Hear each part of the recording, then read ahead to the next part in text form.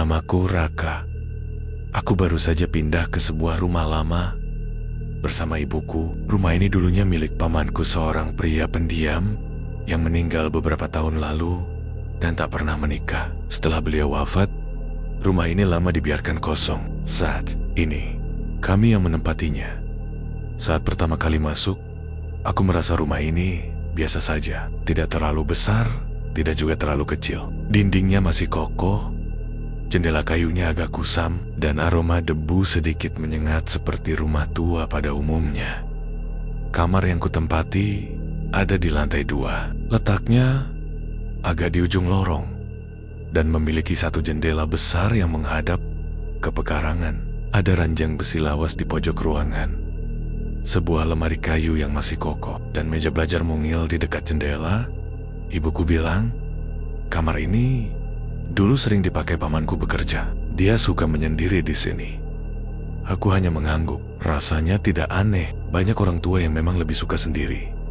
Hari pertama, aku langsung membereskan kamar itu. Menyapu, mengepel, mengganti sprei ranjang, bahkan sempat menyemprotkan pewangi ruangan agar suasananya lebih segar. Aku menyalakan kipas angin, membuka jendela, dan duduk sebentar di kursi belajar.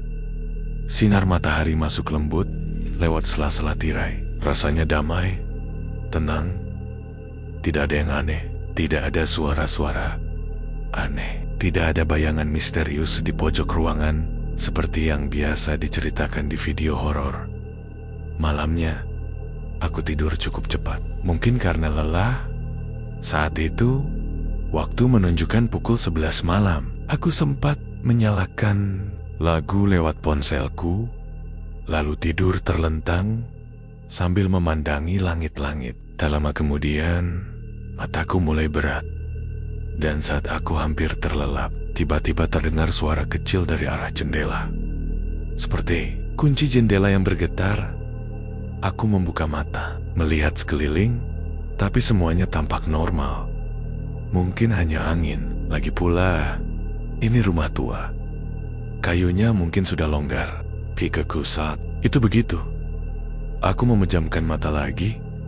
Tak berapa lama, aku merasa sedikit dingin. Kipas angin kupastikan menyala seperti biasa, tapi rasanya berbeda. Udara di kamar itu tiba-tiba seperti lebih berat, lebih hening. Tapi lagi-lagi, aku tak menemukan apapun yang ganjil. Akhirnya, aku benar-benar tertidur malam itu. Dan saat terbangun keesokan paginya, sinar matahari sudah menembus tirai jendela. Burung-burung berkicau, dan suasana terasa segar. Aku menguap pelan, lalu turun ke bawah untuk sarapan. Saat itulah, ibuku bertanya, "Kamu tidur nyenyak semalam?" Aku tersenyum. "Lumayan, cuma kayak dingin banget ya malam tadi." Ibuku hanya tertawa kecil. Namanya juga rumah tua, mungkin belum terbiasa. Aku mengangguk sambil meminum teh hangat. Dan pagi itu berjalan seperti biasa. Aku belum tahu bahwa malam-malam berikutnya tidak akan pernah biasa lagi. Dan ternyata malam itu adalah permulaan dari sesuatu yang tak bisa kutarik kembali. Hari-hariku berjalan normal. Aku mulai terbiasa dengan rutinitas baru. Sekolah, pulang, makan bersama ibu, lalu menghabiskan waktu di kamar sambil membaca atau sekadar memainkan ponsel. Tapi di malam kedua, ada yang berbeda. Sesuatu yang membuatku terbangun tanpa sebab. Pada pukul 2 lewat sedikit, mataku terbuka perlahan. Kamar dalam keadaan gelap. Hanya cahaya dari luar jendela yang menerobos samar. Aku merasa, entah kenapa, selimutku agak terbuka ke arah kaki. Padahal, tadi malam, aku yakin membungkus diriku rapat-rapat. Aku duduk pelan di atas ranjang, menatap sekitar. Hening, sangat hening. Bahkan suara jangkrik pun nyaris tak terdengar. Lalu, saat aku hendak menarik selimut lagi, aku mendengar bunyi krik, seperti suara kursi kayu yang bergeser.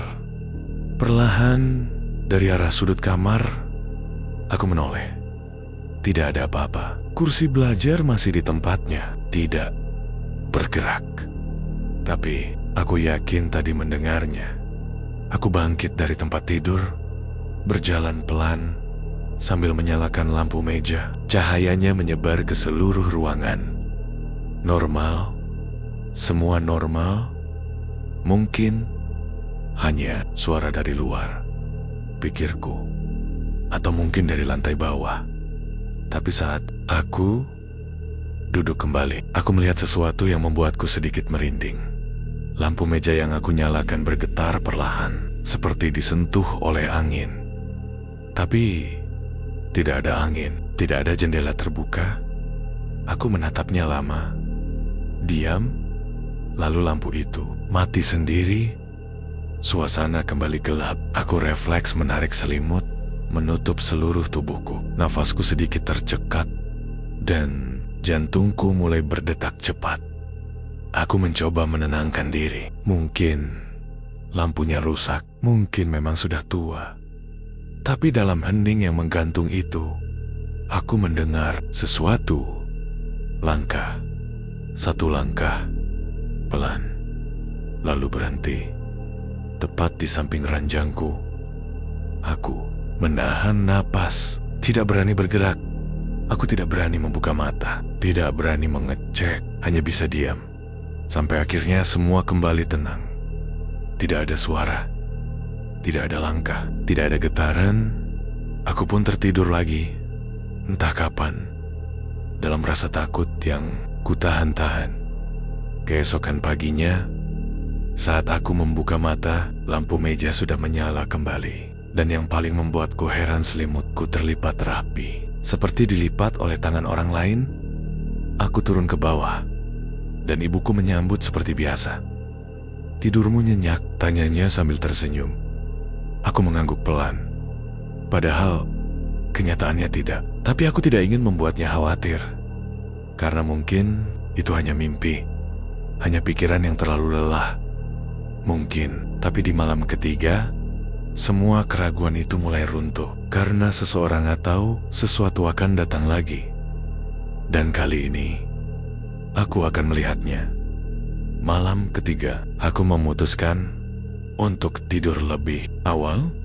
Entah kenapa, ada rasa gelisah yang tak bisa kujelaskan. Suasana kamar terasa berat, seperti udara tak mengalir dengan normal.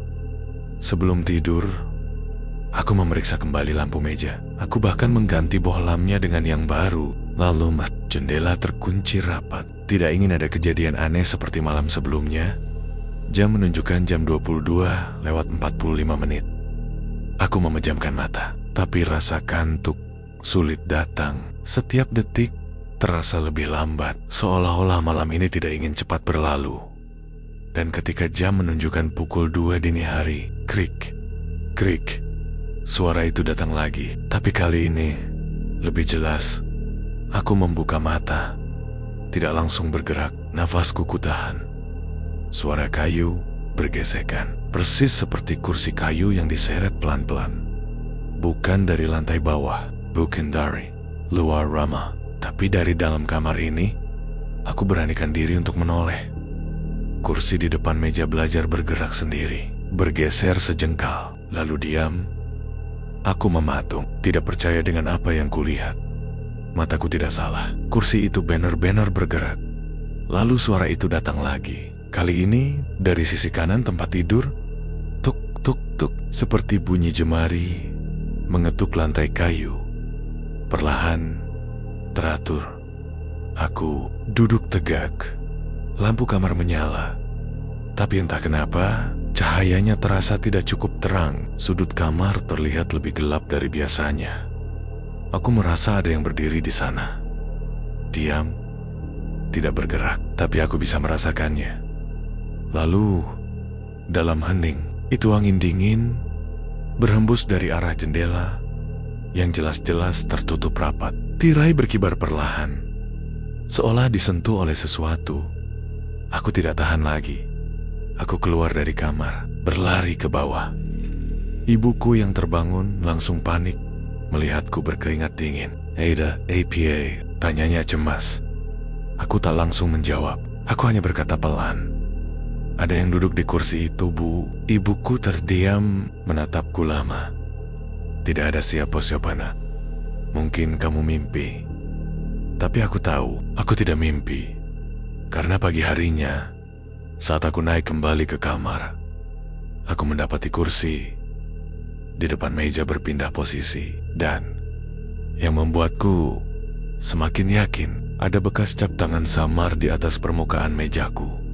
Tapi bukan seperti tangan manusia biasa. Telapak itu besar, memanjang, dan tidak ada sidik jarinya. Aku menatap kursi itu lama, dan entah kenapa, aku merasa seseorang sedang menunggu. Menunggu aku kembali ke kamar itu.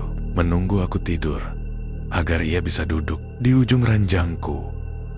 Malam keempat datang lebih cepat dari yang kukira. Sinar mentari sore terasa lebih redup. Awan tampak menggantung tebal sejak sore. Dan entah kenapa, angin malam itu terasa lebih dingin daripada biasanya. Seharian aku berusaha mengalihkan pikiran, menonton, mendengarkan musik, bermain game apa saja, agar aku tidak terlalu memikirkan kursi itu, tangan itu, dan perasaan bahwa aku tidak sendiri di kamar ini. Tapi rasa itu tetap datang, menempel seperti bayangan, membuntuti seperti aroma yang tak mau hilang. Pukul 9 malam, listrik tiba-tiba padam. "Loh, kok mati lampu?" ucap ibuku dari lantai bawah. Aku hanya menjawab pelan, "Nggak tahu, Bu." Seketika rumah menjadi gelap. Aku mengambil senter dari laci, menyalakannya. Cahaya kuningnya mengguncang dinding kamar. Dan saat itulah aku melihatnya. Sebuah bayangan berdiri di pojok kamar. Bukan bayanganku, bukan pula bayangan dari benda apapun yang kukenal. Bayangan itu tinggi, bahunya lebar, tapi bagian kepalanya kosong. Aku menyorotkan senter ke arah pojok itu. Tidak ada apa-apa, kosong. Tapi saat cahaya senter kuarahkan ke tempat lain, bayangan itu kembali muncul. Seolah-olah dia hanya bisa dilihat dari ekor mata, dari sisi penglihatan yang paling lemah. Dadaku berdegup keras. Nafasku mulai tak beraturan. Aku mencoba meyakinkan diri, itu cuma bayangan, cuma perasaan. Tapi saat aku hendak menutup tirai jendela, aku melihat pantulan di kaca. Di belakangku, ada sosok yang duduk di ujung ranjang. Cepat, aku menoleh, tapi ranjangku kosong. Tak ada siapa-siapa. Aku mundur perlahan, berkeringat. Senter di tanganku mulai bergetar. Dan kemudian, suara itu terdengar. Krik. Kursi belajar bergerak lagi, sendiri, ke belakang. Lalu kedipen, lalu berhenti. Seakan-akan ada yang sedang duduk di atasnya. Aku tidak kuat lagi. Aku keluar kamar, menuruni tangga, 2 anak tangga sekaligus, dan mendobrak pintu kamar ibuku. "Bu, boleh nggak aku tidur di kamar ibu malam ini?" tanyaku, tanpa basa-basi. Ibuku menatapku heran. "Kenapa, Nak?" Aku tidak menjawab. Aku hanya menggeleng karena aku tahu tak akan ada yang percaya. Tapi dalam hati kecilku, aku sadar apapun yang mengganggu kamar itu mulai menunjukkan dirinya. Dan ia ingin aku melihatnya. Bukan sekali-sekali, tiap malam. Sampai aku benar-benar paham. Pagi itu, aku bangun di kamar ibuku. Sinar matahari menembus selat tirai, tapi rasa dingin masih menempel di kulit. Seolah sesuatu dari malam tadi belum sepenuhnya pergi. Ibuku sudah tak ada di kamar. Aku turun ke dapur dan mendapati beliau sedang menyiapkan sarapan seperti biasa. "Tidurmu nyenyak?" tanyanya. Aku hanya mengangguk pelan. Dalam hati, aku tahu aku sedang berbohong. Setelah makan, aku naik ke atas. Aku membuka pintu kamarku perlahan. Segalanya tampak seperti kemarin, tapi tidak sepenuhnya. Aku melihat kursi belajar yang kemarin bergeser sendiri, sekarang menghadap keranjang, padahal sebelumnya selalu menghadap meja. Seolah seseorang atau sesuatu telah mengamatiku saat aku tidur. Aku melangkah masuk, dan di saat itulah aku melihatnya, bekas tapak kaki. 3 tapak, basah, kecil, tidak sempurna, seperti jejak kaki, tanpa bentuk yang jelas. Tapi anehnya, tapak itu tidak menuju ke pintu, justru menuju ke bawah ranjang. Aku menunduk, berjongkok, mengintip ke bawah. Ranjangku gelap, hening, tak ada apa-apa. Tapi di antara ruang sempit itu, aku melihat sesuatu. Potongan kain sobek, lusuh, warnanya hitam keabu-abuan. Aku mencoba menggapainya, tapi begitu jariku menyentuh ujung kain itu, suara pintu kamar tertutup sendiri. Kencang, aku tersentak. Berdiri, nafasku tercekat, seluruh tubuhku tegang. Aku tidak berani melihat ke cermin, tidak berani menoleh ke belakang. Dalam hati aku bertanya, apa yang sebenarnya tinggal di kamar ini? Dan kenapa memilih menampakkan diri sekarang? Sore harinya, aku mencoba bicara pada ibuku. Kuceritakan suara-suara itu, bayangan, kursi yang bergerak, dan tapak kaki di bawah ranjang. Tapi ibuku hanya tersenyum tipis. Raka, jangan terlalu larut dalam pikiran sendiri. Mungkin kamu cuma kecapekan. Itu jawaban yang sama. Dan lagi-lagi, aku memilih diam. Malam itu, aku tidur di kamar. Aku tidur di ruang tamu. Tapi setengah malam, aku terbangun karena merasa dingin. Dan saat membuka mata, kursi belajarku yang seharusnya ada di kamar atas sudah ada di sudut ruang tamu. Diam, tak bergerak, tapi menghadap ke arahku, seolah ia menyusulku. Dan tanpa suara, tanpa tanda, aku tahu dia belum selesai. Dan malam itu menjadi malam terpanjang dalam hidupku. Aku hanya bisa memandangi kursi itu dari balik selimut. Kursi yang entah bagaimana bisa muncul di ruang tamu, tempat aku tidur.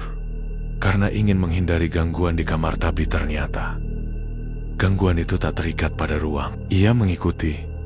Kursi itu diam saja, tidak bergerak, tidak bergoyang. Tapi aku tahu itu bukan sekadar furnitur kayu tua. Ada sesuatu yang menggunakannya. Sekitar pukul 3 dini hari, aku mencoba bangkit perlahan, menyalakan lampu. Tapi anehnya, lampu ruang tamu seperti mati sebagian. Cahayanya redup, berkedip, seolah enggan menyala penuh. Dan dari balik bayangan temaram itu, aku melihatnya. Sosok itu berdiri di sisi kanan kursi, tinggi, tubuhnya gelap, bentuknya menyerupai manusia. Tapi bagian kepalanya hilang, kosong. Bukan hilang karena tertekuk, bukan tertutup bayangan, tapi memang tidak ada kepala. Aku tercekat, lidahku keluh, kaki seakan menolak digerakkan. Makhluk itu berdiri diam, lalu perlahan-lahan duduk di kursi, tanpa suara, tanpa gerakan kasar, tapi jelas, sangat jelas. Dan yang membuat jantungku seakan berhenti berdetak, kursi itu berderit pelan, seperti sedang menahan beban dari sesuatu yang tak terlihat oleh mata biasa. Aku menahan napas, tidak tahu harus berbuat apa. Bola mataku terus menatap ke arahnya, berharap semua ini hanya mimpi buruk. Lalu, makhluk itu menolehkan tubuhnya ke arahku. Meski tak berkepala, aku merasa seperti sedang ditatap langsung. Tatapan tajam yang menembus ke dalam pikiranku. Dalam bisu itu, aku merasa ia ingin bicara, ingin menyampaikan sesuatu, tapi tak punya mulut untuk berkata-kata, tak punya wajah untuk memperlihatkan ekspresi. Hanya diam, hanya tatapan yang tak kasat mata. Dan untuk pertama kalinya sejak semua ini dimulai, aku menangis. Bukan karena takut saja, tapi karena ada rasa yang tak bisa kujelaskan, seperti rasa bersalah, seperti rasa kehilangan, entah milik siapa, entah tentang apa. Beberapa menit kemudian, makhluk itu perlahan menghilang, bukan lenyap seperti asap, tapi bergeser seperti bayangan yang diserap malam. Kursi kembali kosong, tapi bekas dudukannya masih hangat. Aku menatap kosong ke depan, dan di dalam kepalaku hanya ada satu pertanyaan. Siapa dia? Dan kenapa? Memilih menunjukkan diri padaku? Pertanyaan itu terus terngiang di kepalaku sepanjang hari. Bahkan saat duduk di sekolah, wajah-wajah teman sekelas pun hanya terlihat seperti bayang-bayang. Aku merasa seperti sedang hidup di dua dunia, satu dunia nyata, dan satu lagi dunia di mana kursi bisa bergerak sendiri dan sosok tanpa kepala duduk di ujung ranjangku. Aku mulai mencari jawaban, bukan lewat internet karena siapapun bisa menulis apa saja di sana, tapi lewat orang-orang yang pernah tinggal di sekitar rumah ini sebelum kami pindah. Sore itu, aku berpura-pura jalan-jalan keliling lingkungan, menyapa beberapa tetangga dengan ramah, lalu mulai bertanya, "Maaf Pak, rumah saya itu dulunya sempat kosong ya? Ada cerita apa mungkin tentang rumah itu?" Salah satu tetangga, lelaki berusia sekitar 60 tahun, hanya menatapku sejenak, lalu tersenyum kecil. Tapi senyumannya tidak hangat. Ada sesuatu yang ia sembunyikan di balik wajah tuanya. "Kalau bisa," katanya lirih, "jangan banyak tanya soal rumah itu, Nak." "Kenapa, Pak?" tanyaku. "Karena ada yang tidak suka kalau terlalu banyak dibicarakan," jawabnya. Sebelum berjalan pergi, tanpa menoleh lagi, jawaban itu justru membuatku semakin ingin tahu. Malamnya, aku membuka album lama yang disimpan di rak ruang tengah. Album itu penuh debu, dan sebagian halaman sudah menguning. Tapi, di tengah-tengahnya, aku menemukan foto lawas seseorang berdiri di depan kamar yang sekarang kutempati. Laki-laki. Tingginya hampir mirip denganku, tapi yang membuatku bergidik adalah ini. Kepalanya buram, bukan karena pencahayaan, bukan karena blur biasa, tapi benar-benar seperti dihapus. Aku memanggil ibu, bertanya siapa pria itu. Beliau hanya menjawab, "Itu kakaknya ayahmu, dulu tinggal di rumah ini sebelum pindah keluar kota, tapi dia nggak pernah benar-benar pergi." Aku terdiam, dia menghilang, lanjut ibu, dan gak pernah ditemukan. Di kamar itu, tanyaku, nyaris berbisik. Ibuku menatapku, wajahnya serius. "Jangan tanya macam-macam. Sudah, ya, lupakan." Tapi mana bisa aku lupakan, karena malam itu, saat aku kembali ke kamar, di meja belajarku terjaltak foto yang tadi kulihat di album. Foto yang seharusnya masih ada di bawah, di ruang tengah, foto yang tidak pernah aku bawa ke atas. Dan di bawah foto itu, tertulis dengan tinta pudar, "Dia tidak pergi. Dia hanya diam, menunggu." Kalimat itu membuat tanganku gemetar.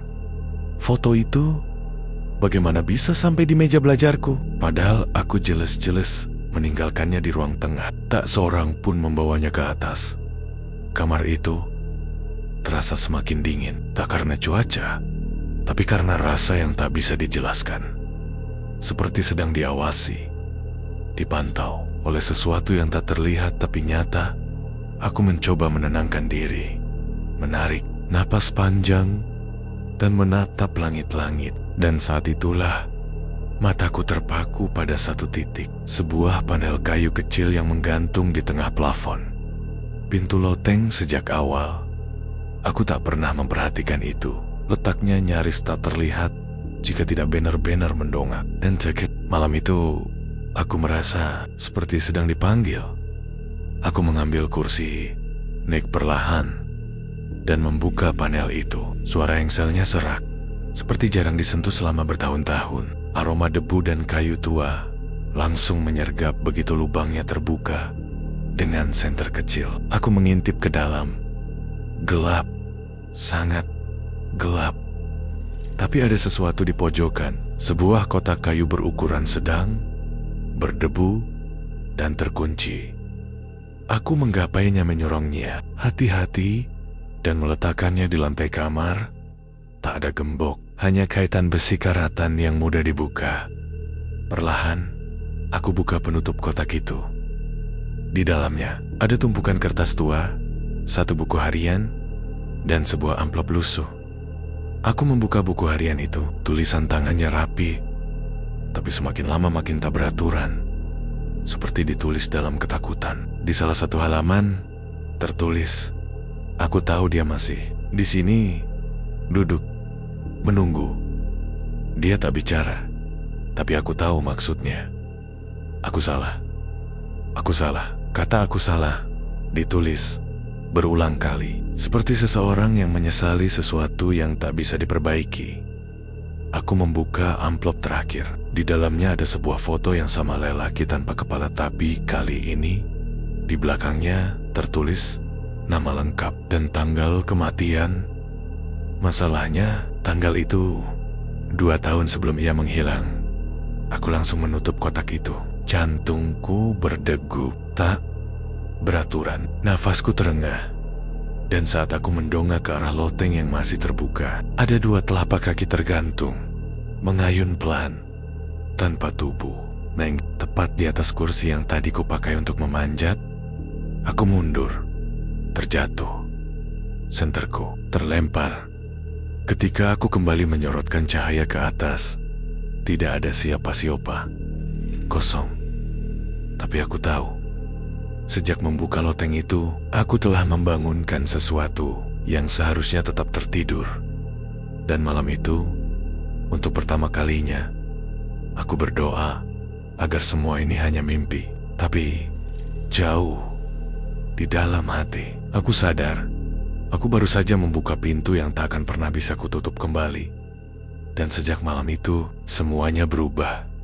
Langkah-langkah ringan di lorong atas rumah mulai terdengar setiap malam. Tidak hanya sekali, tapi berkali-kali. Kadang terdengar seperti berjalan pelan, kadang seperti menyapu lantai dengan kaki yang diseret. Setiap kali aku coba merekam dengan ponsel, hasilnya selalu sama. Suara hilang, gambar kabur, seolah ada sesuatu yang memang tidak ingin terekam. Aku tidak bisa menahan ini sendirian. Ibu tetap tak percaya. Bahkan ketika kursi berpindah sendiri atau lampu kamar berkedip, beliau hanya berkata, "Jangan terlalu tegang. Rumah ini sudah tua." Tapi aku tahu, ini bukan soal usia rumah. Ini soal sesuatu yang tertinggal dan tidak pernah benar-benar pergi. Aku akhirnya memutuskan untuk mencari seseorang yang bisa memberiku jawaban. Seseorang yang tinggal di sekitar sini sebelum rumah ini kosong.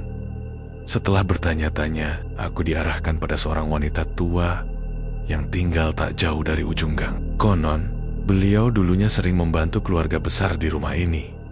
Namanya Bu Murni. Wajahnya keriput, matanya tajam, tapi menyimpan kesedihan yang dalam. Ketika aku menyebut rumah kami, ekspresinya langsung berubah. Senyum menghilang, digantikan oleh tatapan kosong. "Anak muda, kau tinggal di rumah itu?" tanyanya dengan suara lirih. Aku mengangguk pelan. Saya hanya ingin tahu apa yang sebenarnya terjadi di sana. Siapa sosok itu? Kenapa selalu muncul di kamar saya? Ia terdiam lama, lalu dengan suara nyaris berbisik, ia berkata, "Dulu, yang tinggal di kamar itu adalah seorang pemuda pendiam, anak laki-laki yang keras kepala, tapi baik hati. Ia merasa tak pernah didengar. Sering menyendiri, menulis di buku-buku yang hanya dia yang bisa mengerti." Aku menegang buku-buku harian yang kutemukan di loteng.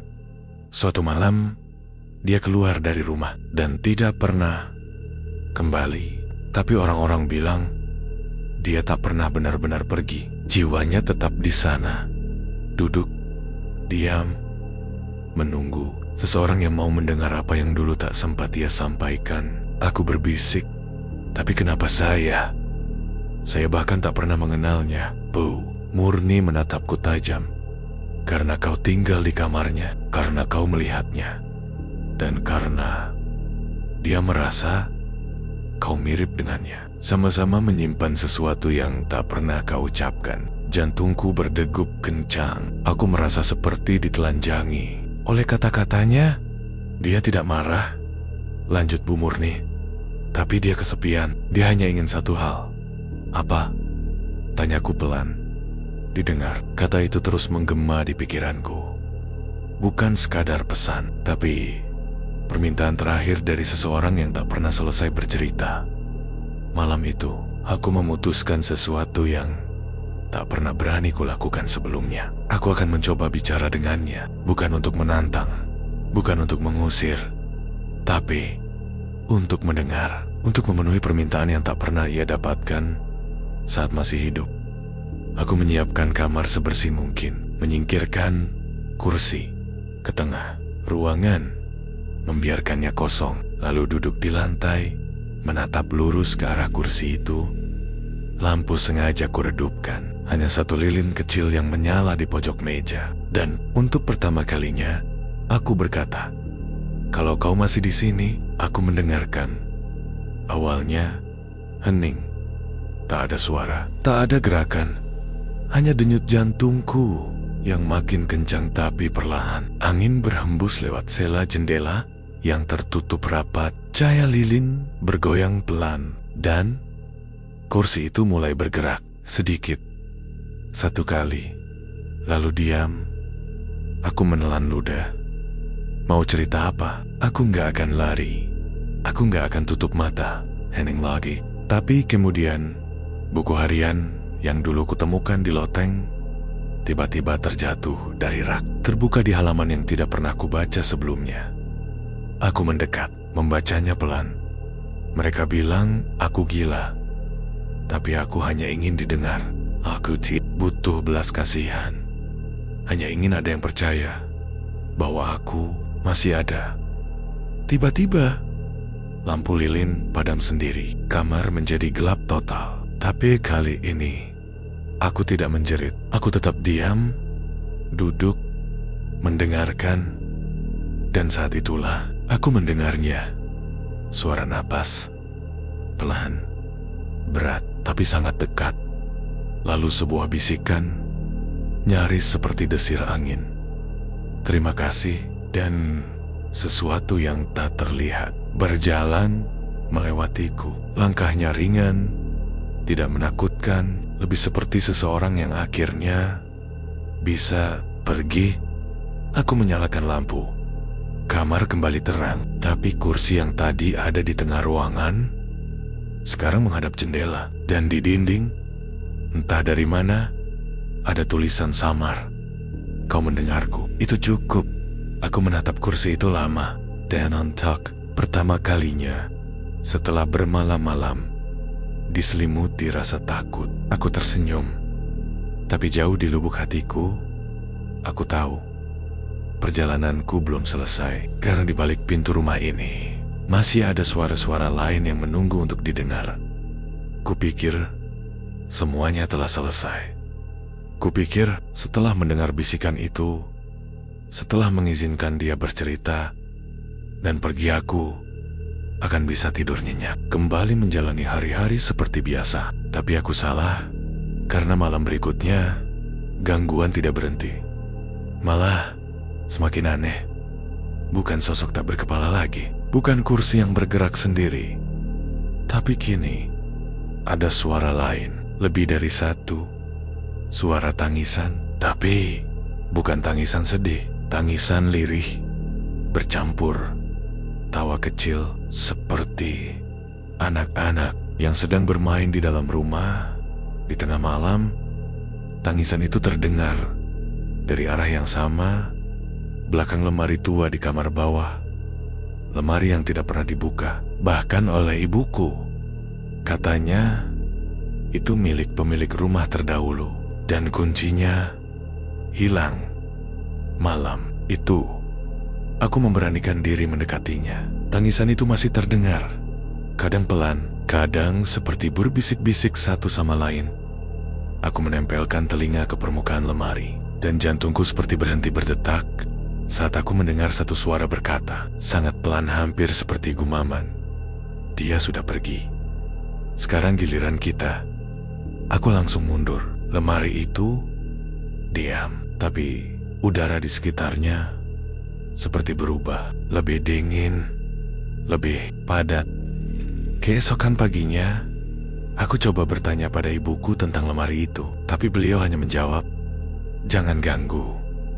Dulu pernah ada yang coba membukanya, lalu pindah rumah. Esok harinya, "Kenapa?" tanyaku. Katanya, ada suara dari dalam, tapi saat dibuka, isinya kosong. Kosong, tapi berat, seperti menyimpan sesuatu yang tidak bisa dilihat. Perkataannya membuatku bergidik, tapi aku juga tahu kalau gangguan baru ini berasal dari sana. Dan aku sadar mungkin ada lebih dari satu jiwa yang tertinggal di rumah ini. Satu telah pergi, tapi yang lain masih menunggu gilirannya. Dan mereka tidak akan tenang sampai aku membuka pintu yang tidak pernah dibuka. Hari itu pikiranku penuh tangisan anak-anak, bisikan aneh, dan lemari tua yang seolah menyimpan sesuatu yang selama ini hanya bisa kudengar, tapi belum bisa kulihat. Malamnya, aku tak langsung tidur. Aku duduk diam di ruang bawah, menatap lemari itu dari jauh. Ia berdiri di sana, seperti biasa, tenang, tak bergerak. Tapi aku tahu ada sesuatu di balik kayu tuanya yang bisu. Jam menunjukkan pukul 2 dini hari. Udara begitu sunyi, dan saat itulah tangisan itu terdengar lagi.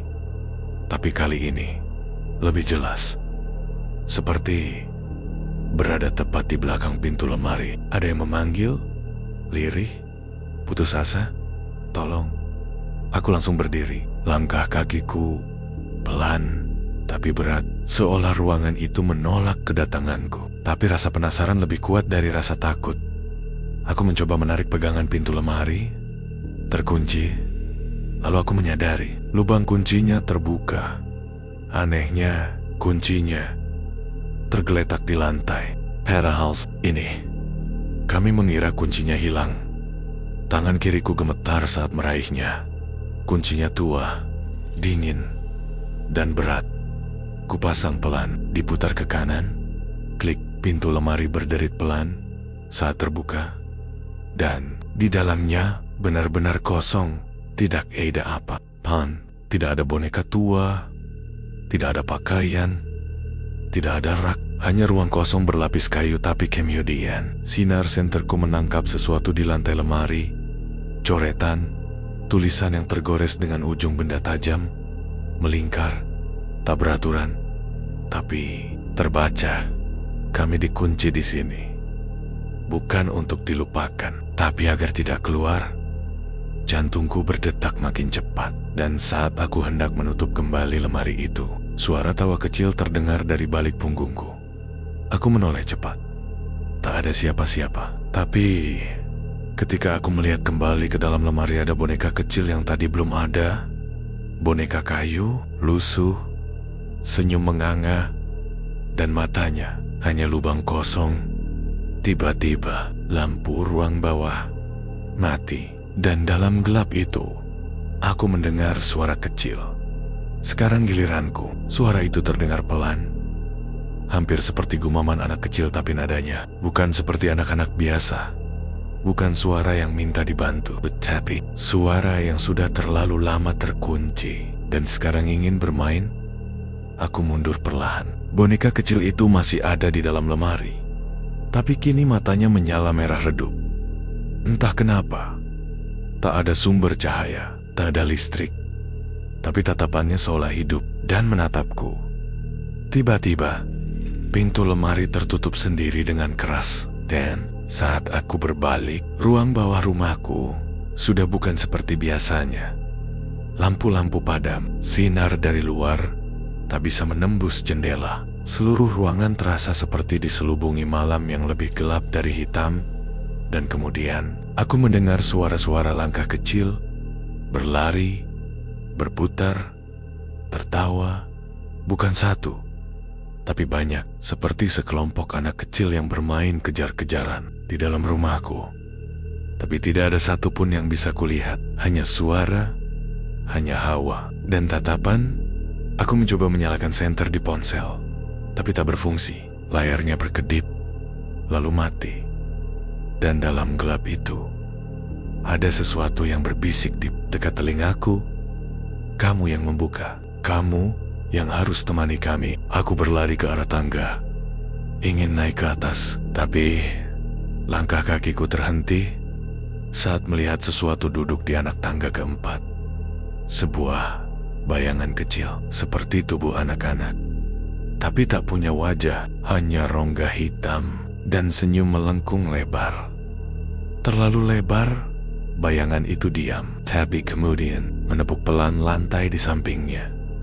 Seperti mengajak duduk bersama. Aku mundur, tak mampu bersuara. Tanganku gemetar, dan saat itu juga seluruh suara tawa, langkah, bisikan hilang, sunyi, sepi, terlalu sunyi untuk sebuah rumah di malam hari. Aku akhirnya berhasil naik ke atas, masuk ke kamar, dan mengunci pintu.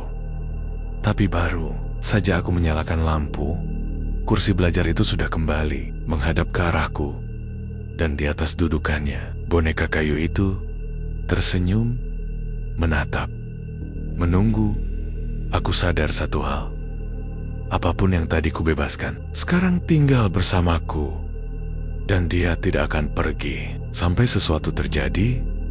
Aku tidak tahu pasti apa maksudnya. Tapi malam itu, aku sadar ada yang harus dikorbankan. Karena sejak boneka kayu itu muncul, rumah ini tak lagi terasa seperti rumah. Kursi bergerak sendiri tiap malam. Boneka itu selalu berpindah tempat, kadang di kursi, kadang di ranjang, kadang berdiri di meja makan, menatap kosong ke arah siapapun yang melihatnya. Dan setiap pagi, aku bangun dengan goresan-goresan kecil di lengan, seperti dicakar kuku, halus, atau dicoret jari anak-anak. Ibuku mulai memperhatikan perubahan itu.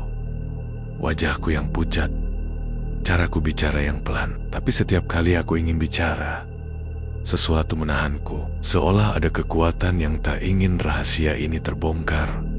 Sampai suatu malam, aku bermimpi. Dalam mimpi itu, aku kembali ke lemari tua itu. Tapi kini, ia terbuka lebar. Dan bukan hanya satu boneka, semua berwajah sama. Lusuh, menatap, dan di tengga-tengga mereka, sosok tak berkepala itu berdiri. Ia tidak bergerak, tapi aku mendengar suaranya langsung di dalam kepalaku. Kau membukakan pintu, tapi kau juga bisa menutupnya, tapi dengan syarat. Aku mencoba bertanya, apa syaratnya? Dan seluruh boneka itu berbisik bersamaan, berikan satu untuk menggantikan kami. Aku terbangun dengan tubuh basah oleh keringat, tapi goresan di lenganku bertambah banyak. Hari itu, aku duduk diam di kamar, mencoba berpikir. Mereka ingin ditukar, ingin seseorang menggantikan tempat mereka. Dan hanya dengan itu, mereka mau pergi. Tapi siapa? Siapa yang harus jadi gantinya? Ibuku? Teman sekolahku? Diriku sendiri? Malam itu, aku duduk di depan kursi. Boneka itu menatapku, diam, menunggu. Dan dalam hati, aku sadar, aku tak bisa lari, tak bisa sembunyi. Hanya ada satu pilihan, mengambil risiko atau kehilangan semuanya. Aku duduk lama di depan kursi itu. Boneka kecil itu masih di sana, diam, seperti biasa. Tapi aku tahu, di balik senyum kayunya yang retak, ada jiwa-jiwa yang terperangkap. Aku sudah tahu apa yang mereka inginkan. Satu pengganti, satu nyawa untuk membayar semua yang telah kubuka. Tapi siapa yang layak jadi tumbal? Aku tak bisa memilih orang lain. Tak bisa menyerahkan ibuku, tak bisa menyentuh siapapun. Dan makin lama aku berpikir, Aku sadar hanya satu pilihan yang benar. Diriku sendiri. Malam itu, aku menulis surat. Bukan surat perpisahan, tapi pengakuan. Tentang semua yang terjadi. Tentang sosok tanpa kepala. Tentang suara dari lemari. Tentang bisikan, tangisan, dan boneka yang tak pernah diam. Kertas itu kuselipkan di balik buku harian yang dulu kutemukan di loteng. Kalau aku gagal, semoga seseorang bisa membacanya. Dan tahu, aku pernah berusaha. Jam menunjukkan pukul 12:17 saat aku berdiri kembali di depan lemari. Aku buka, perlahan, boneka itu masih di dalam. Duduk, menatap. Aku mengangkatnya, ringan, tapi terasa berat di hati. Lalu, seperti mengerti, pintu lemari membuka sendiri lebih lebar. Dan di dalamnya untuk pertama kalinya, aku melihat sesuatu yang tidak pernah kulihat sebelumnya. Cermin? Tapi cermin itu tidak memantulkan bayanganku. Yang kulihat adalah bayangan anak-anak. Puluhan, meringkuk, menangis. Dan di antara mereka, aku, bayangan diriku sendiri, berdiri di tengah mereka, memandangku kembali. Aku menggigit bibir, lalu berkata pelan, "Kalau memang itu satu-satunya cara, ambil aku." Dan saat itu juga, seluruh ruangan bergetar pelan. Udara menjadi berat. Cermin berkabut. Boneka di tanganku terasa hidup berdenyut, seperti jantung. Lemari itu perlahan menutup sendiri. Tapi sebelum semuanya benar-benar gelap, aku mendengar suara. Bukan tangisan, tapi tawa kecil. Tapi kali ini terdengar bahagia. Dan kemudian semuanya hening. Aku terbangun di pagi hari. Tapi tidak di kamar, tidak di rumah. Aku berdiri di dalam lemari, sendirian. Dan dari luar, aku mendengar suara ibuku memanggil-manggil namaku. Tapi suaraku tak bisa menjawab, karena aku sudah menjadi bagian dari apa yang dulu kubuka, gelap, diam. Tak ada dinding, tak ada lantai, tapi aku tahu aku ada di dalam. Di dalam lemari itu, aku mencoba bicara, tapi tak ada suara. Mulutku bisa bergerak, tapi suaraku tertahan di udara. Aku melangkah pelan dalam kekosongan, dan di sekelilingku, anak-anak itu muncul, berjalan bersamaku, menatapku, tapi tidak lagi dengan wajah kosong penuh dendam. Mereka tersenyum, senyuman yang ringan, bebas, seolah mereka akhirnya bisa melihat cahaya. Salah satu dari mereka anak perempuan dengan rambut kepang dan wajah pucat menggenggam tanganku, lalu berbisik di telingaku, "Kami tak akan melupakanmu." Tapi belum selesai. Aku menatapnya bingung, tapi sebelum sempat bertanya, seluruh ruang di sekelilingku berputar. Kuat, deru angin menghantam wajahku. Semuanya pudar, dan tiba-tiba aku terbangun. Aku terbaring di ranjang. Kamar seperti semula. Lemari itu tertutup. Tidak ada boneka, tidak ada cermin, tidak ada suara. Aku tersentak duduk, napasku berat. Tapi aku bisa bicara, aku bisa melihat, aku bisa bergerak. Aku masih hidup. Tapi saat aku berdiri dan berjalan ke depan cermin, dadaku terasa dingin. Cermin itu tidak memantulkan wajahku. Tubuhku ada, tapi wajahku kosong. Tak ada mata, tak ada hidung, tak ada mulut, hanya kulit rata. Seakan aku tak pernah punya wajah. Dan dari sudut ruangan terdengar suara familiar. "Kini giliranmu diam dan menunggu." Aku menoleh cepat. Sosok tak berkepala itu berdiri di sana.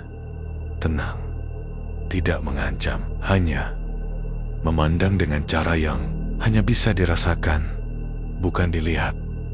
Lalu ia duduk di kursi yang dulu selalu bergerak sendiri. Kursi yang kini Diam. Ia mengangguk pelan, seolah berkata, "Sekarang kau mengerti." Dan untuk pertama kalinya, aku sadar. Aku memang belum selesai, tapi kali ini, aku bukan lagi korban. Aku telah menjadi bagian dari cerita ini.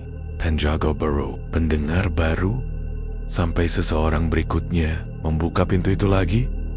Kalimat itu menggema di kepalaku, dan aku, yang kini tak lagi memiliki wajah, hanya bisa berdiri diam di hadapan cermin yang tidak memantulkan bayanganku. Bukan karena aku tidak ada, tapi karena aku sudah berubah. Aku kini adalah bagian dari rumah ini, bagian dari rahasia yang disembunyikan oleh kayu tua, debu tebal, dan lemari yang terlalu lama tertutup. Siang berganti malam, malam berganti pagi, tapi waktu terasa tak punya arti bagiku. Aku tetap di sini, menjaga, mendengar, menunggu, sampai akhirnya seseorang datang. Seorang pria muda, pembeli baru rumah ini.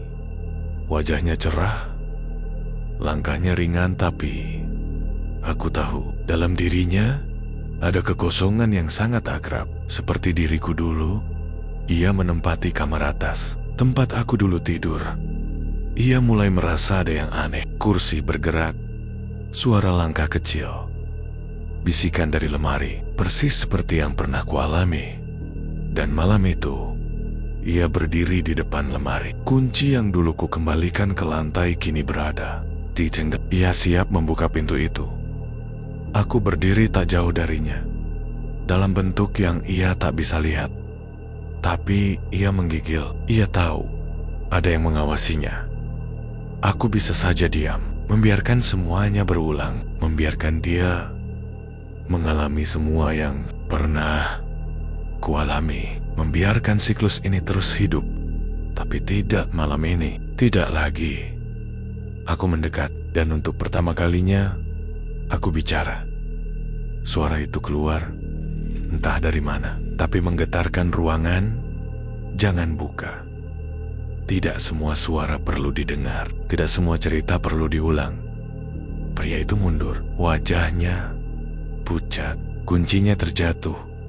Dan aku tahu, aku berhasil. Bukan menyelamatkan diri, tapi memutus rantai ini. Satu keberanian, satu suara, satu peringatan. Cukup untuk menghentikan semuanya. Lemari itu tetap tertutup. Boneka itu tak pernah muncul lagi. Dan sosok tak berkepala itu perlahan menghilang. Tidak marah, tidak kecewa, tapi tenang. Seolah semua ini memang menunggu satu orang yang cukup berani untuk menghentikan, bukan melanjutkan. Dan malam itu, aku yang dulu korban akhirnya bebas. Bukan bebas seperti terbang ke langit atau menghilang dalam cahaya. Bebasku adalah keheningan. Sesuatu yang dulu kutakuti, kini justru kurindukan. Rumah ini, Akornia Dayem. Tak ada lagi suara tawa lirih di malam hari. Tak ada lagi langkah kecil di atas loteng. Dan lemari itu yang dulu seperti menyimpan dunia lain di balik pintunya, kini hanyalah lemari tua biasa, berdebu, terlupakan. Pria muda itu memutuskan untuk menjual kembali rumah ini. Bukan karena hal mistis, tapi karena katanya ada sesuatu yang membuatku merasa terlalu sendiri di sini. Dan kurasa ia benar. Beberapa bulan kemudian, rumah itu kosong, tapi kali ini tidak menakutkan. Kosong yang tenang, except sebuah buku yang sudah selesai ditulis. Tak perlu dibuka lagi, tak perlu dibaca ulang. Dan aku tidak kembali menjadi manusia. Tapi aku juga bukan lagi sosok yang terperangkap. Aku adalah ingatan. Aku ada hanya untuk menjaga agar cerita ini tidak terjadi lagi. Setiap malam, aku duduk di ujung ranjang yang dulu sering kutempati, memandang ke jendela yang tertutup tirai, menunggu, bukan dalam ketakutan, tapi dalam damai. Dan di luar sana, dunia terus berjalan. Orang-orang berlalu lalang. Tak tahu bahwa rumah kecil ini pernah menyimpan sesuatu yang tak bisa dijelaskan dengan logika. Dan mungkin itu yang terbaik, karena beberapa cerita tidak untuk disebarkan, hanya untuk dikenang agar tak terulang. Tapi manusia selalu punya satu kelemahan, rasa ingin tahu. Dan itulah yang membuatku tetap di sini. Walaupun rumah ini kosong, selalu ada suara langkah kaki yang datang dari luar pagar anak-anak muda yang penasaran, bertanya-tanya, kenapa rumah itu tidak pernah dihuni lama. Ada juga yang mencoba masuk, sekadar konten, sekadar iseng. Dan setiap kali mereka membuka gerbang yang sudah berkarat, aku berdiri di balik jendela, diam, memperhatikan. Bukan dengan amarah, tapi dengan rasa cemas. Karena aku tahu, sekali saja mereka menyentuh sesuatu yang seharusnya dibiarkan tidur, siklus itu bisa kembali. Aku tak bisa menghentikan mereka, aku hanya bisa menjaga, menahan. Sampai suatu malam, seorang gadis kecil melintasi rumah ini bersama ayahnya. Tangannya menunjuk ke arah jendela, lalu berkata, "Ayah, itu rumahnya siapa?" Sang ayah menjawab, "Rumah kosong, Nak. Katanya pernah ada cerita seram, tapi cuma dongeng." Gadis itu terdiam, lalu tiba-tiba tersenyum ke arah jendela, ke arahku, dan berkata pelan, "Terima kasih sudah menjaga." Aku terpaku, tak tahu harus merasa apa. Tapi entah bagaimana, aku merasa dilihat, dimengerti. Dan untuk pertama kalinya, setelah waktu yang begitu panjang, aku merasa tidak sendirian. Mungkin itu tandanya bahwa aku telah menunaikan tugas terakhirku, menjaga agar cerita ini tidak jatuh ke tangan yang salah. Itulah tugasku, dan mungkin itulah sebabnya aku masih di sini, bukan sebagai hantu, bukan pula sebagai korban, tapi sebagai penjaga cerita yang tidak pernah ditulis di buku sejarah, cerita yang tidak pernah diceritakan utuh, karena terlalu ganjil untuk dipercaya, tapi terlalu nyata untuk diabaikan. Malam itu, setelah gadis kecil itu menatap ke arahku dan berucap terima kasih, sesuatu dalam diriku perlahan berubah. Di rumah ini terasa lebih ringan. Lemari tua itu yang dulu menyimpan banyak kesunyian dan tangisan tak lagi bergema. Dan untuk pertama kalinya, aku bisa menutup mata, bukan untuk tidur, tapi untuk beristirahat. Karena aku tahu, cerita ini akhirnya menemukan di luar sana, orang-orang masih sibuk mengejar kisah viral, konten horor, teka-teki rumah kosong. Tapi biarkan saja mereka mencari, karena rumah ini sudah selesai. Dan jika suatu saat mereka menemukan pintu yang tak boleh dibuka, lemari yang terlalu sunyi, atau kursi yang selalu menghadap tempat tidur, semoga mereka ingat, bukan semua yang diam itu kosong. Ada kisah yang hidup dalam keheningan, ada suara yang hanya bisa didengar oleh mereka yang pernah hampir tenggelam dalam gelap. Aku pernah duduk di ujung ranjang, menunggu, ketakutan, tertanya-tanya, apakah aku akan selamat? Dan sekarang, dari tempat yang tak bernama ini, aku hanya ingin satu hal, agar tak ada lagi yang harus melalui apa yang pernah aku lalui. Maka jika suatu malam kau merasa rumahmu berbeda, jika kursimu bergerak sendiri, jika jendela tiba-tiba terbuka tanpa sebab, jangan langsung takut. Mungkin itu hanya aku mengingat bahwa beberapa cerita cukup didengar sekali saja. Dan kini, saat semuanya telah kau dengar, cerita ini pun berakhir.